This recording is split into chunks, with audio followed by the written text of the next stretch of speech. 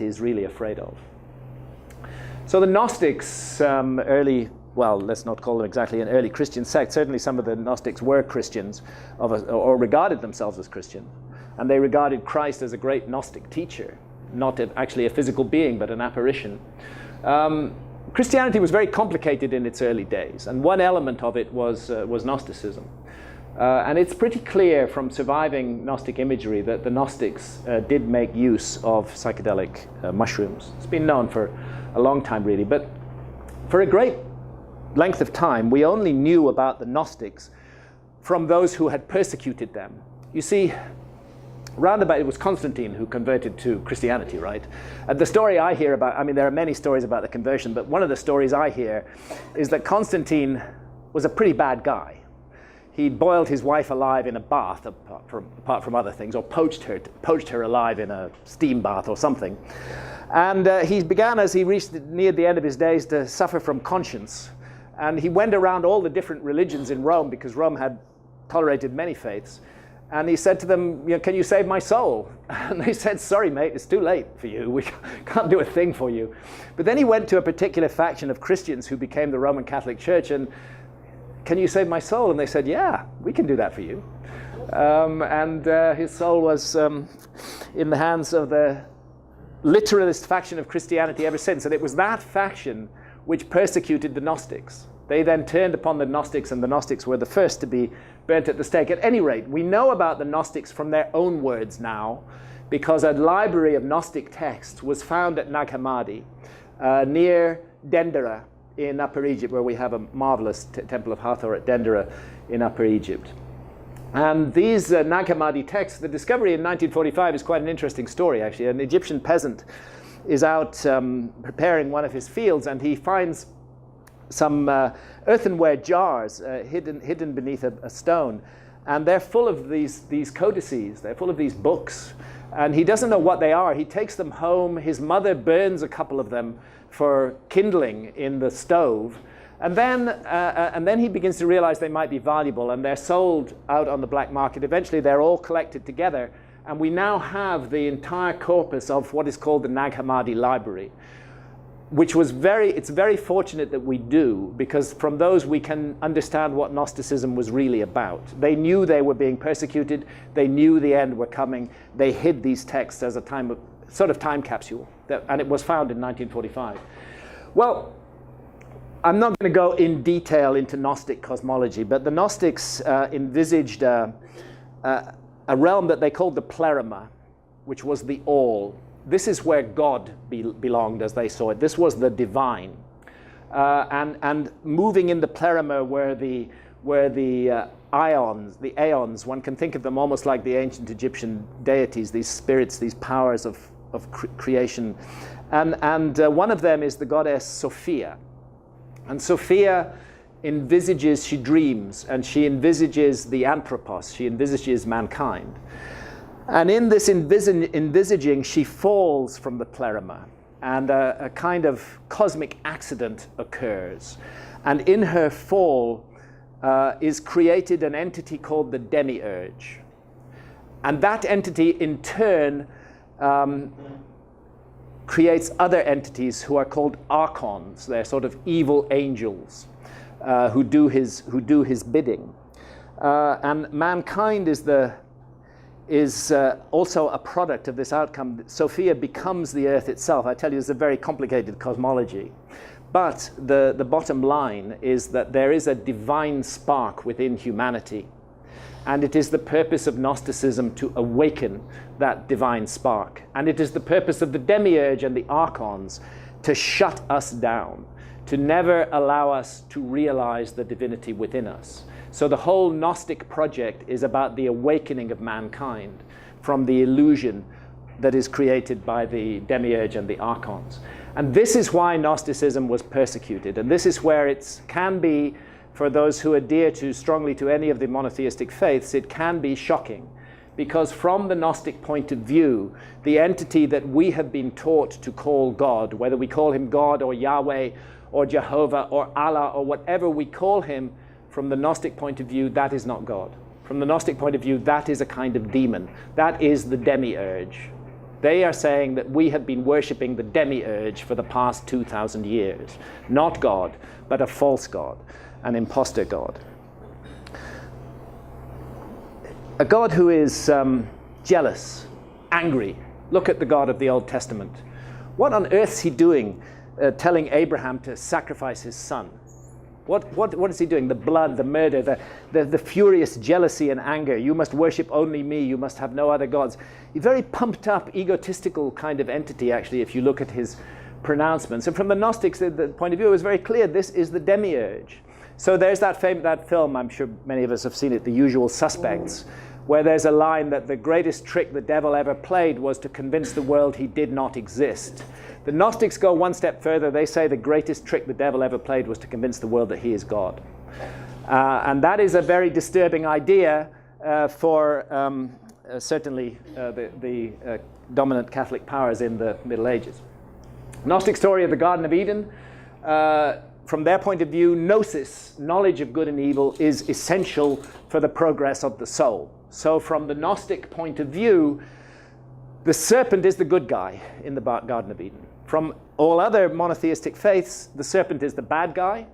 But from the Gnostic point of view, he's the good guy, because he's saying to Adam and Eve, you cannot progress as souls if you do not know the difference between good and evil. You have to know that, and then you become responsible for your own choices, and you make progress. This is the Gnostic idea. So the serpent is their good guy. And it's interesting, again, if we look at the imagery of the serpent, that we find that the serpent is always a therianthrope. He's a visionary creature. He's got the body of a serpent and very often the head of a human being. And so for eating of the tree of knowledge of good and evil, Adam and Eve are driven forth from the garden, humiliatingly beaten about the bottom with swords by angels. Angels are posted at the entrances to the garden. They're never to come back in. We'll come back to that text in a little while. The Gnostics didn't think the flood was inflicted to punish evil, but it was to punish humanity for having risen so high and to take the light, the gnosis that was growing amongst men, and the survivors were thrown into great distraction and into a life of toil so that mankind might be occupied with worldly affairs and might not have the opportunity of being devoted to the Holy Spirit. And actually, throughout history, those who have sought the liberating gnosis have been persecuted again and again and again and again. And the classic example, of course, is the Cathars of southwestern France. This was really a remarkable, flourishing civilization in the Languedoc of southwestern France. One can trace the origins of the Cathars through the Balkans, through those Gnostics who fled persecutions in the Middle East, found their way into northern France, eventually down into southern France. And around here, they established a kingdom, 10th, 11th century onwards, which was really very remarkable, very liberated. Women were regarded as totally equal to men, which was completely unknown in any other part of Europe at that time. There was a quest for universal literacy. They felt that people should be able to read and write. They were great distributors and makers of paper. We may associate the troubadours with the Cathars. They were in many ways a beautiful and remarkable civilization. But they did have one significant problem, and that is that they were Gnostics and that they regarded the Pope as the agent of the devil on earth. And that was an extremely dangerous thing to hold as your view in the 12th and 13th centuries. And as a result, the Gnostics were, the Cathars were persecuted. It's called the Albigensian Crusades, after the city of Albi in that area. And you must envisage this army, this horrific army of harm, coming down out of northern France, and they've got all this mail and these swords and these hammers, and they're just going to go down there and they are going to commit ethnic genocide. They are going to just wipe out the Cathars. And actually, one of the bishops who's leading the crusade is asked, you know, there are some Catholics living amongst them. What shall we do with those? He said, just kill them all. God will know his own. And it was a slaughter, and it was terrible, and they were burnt at the stake, and their books were burnt, and a huge effort was made to stamp out the Cathars. So this should remind anybody who's interested in Gnosticism that it's a high-stakes game. From the Gnostic point of view, the demiurge and his archons and their human servants are always trying to steal the light. If they've done so in the past, they're certainly doing so today. And from the Gnostic point of view, let's try a little thought experiment. If the light is growing amongst us today, how might we expect to see the archonic forces manifesting in our society? And again, I'm sorry if this is shocking, but I think this is one of the ways they manifest. They manifest through the three mainstream monotheistic faiths, through the priests and the rabbis and the mullahs, who impose themselves as the sole intermediaries between us and the divine.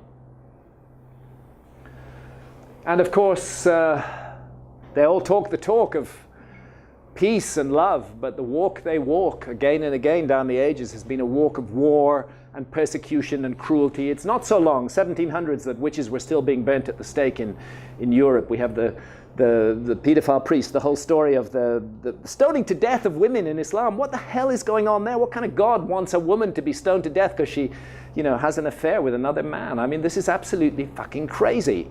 It's not. Cannot be a God. This is demonic. A demon motivates behavior like this. I think the Gnostics were right. So the mass murder of the minority Yazidis by the members of the Islamic State. The Yazid religion has its roots in ancient Gnosticism. I would call Islamic State an Abrahamic death cult, but it's not alone. There are other Abrahamic death cults as well operating in the world. And then the governments themselves, I would say they're also an archonic force in our world today. What are governments? What are they if not a mechanism from taking our power from us and telling us what to do, that the government will treat us as children because we are not competent to make decisions ourselves. This is a very archonic behavior. What we want is human beings who are capable of taking responsibility and making choices. But the nanny state and the whole burgeoning evolution of the state is a very worrying development in my view. And states operate on pressing the buttons of fear and hatred and suspicion of one another, ideas, not ad hoc communities created by nationality. And then, of course, the big corporations, they're also in the business of taking our power and taking responsibility away from us. And the big media rolling 24-hour misery, creating a climate of just where it's impossible to think. I actually can't watch news these days. I can't watch it. It's so oppressive and so horrible to watch. So I would say that all these forces have conspired in our century to create a kind of consciousness monopoly. We've given an effective monopoly to a single state of consciousness. And we're enforcing that monopoly with draconian criminal sanctions. And I would say that's dangerous, and it's possibly even suicidal for our civilization. Because the alert problem-solving state of consciousness is good, as I said, for a number of things. Flying a plane, military activity, politics, a lot of commerce. You need that alert problem-solving state of consciousness. But, we've been sold a bill of goods. We've been told that if we just buy into this, that universal prosperity will eventually result. And yet we've all been through the experience, and we know those promises are false. We know those promises are hollow, that the banks cannot go on magically printing electronic money forever. We know that we live in an unsustainable situation in the world today with our much vaunted technological society spreading massive quantities of toxic, poisonous pollution all around the world. The complete and utter insanity of nuclear weapons. I mean, really, you have got to be completely insane as a civilization to create these things in the first place, but having created them, to then proliferate them, to allow them to spread around the world. There is no way that is sane behavior. That is a clinically insane society that we are dealing with, that is allowing these weapons to proliferate. And look what we're now facing over North Korea, a bloody nuclear standoff in that area. We have a son who lives in Japan, The prospect of a nuclear war in that region is very, very close and very alarming.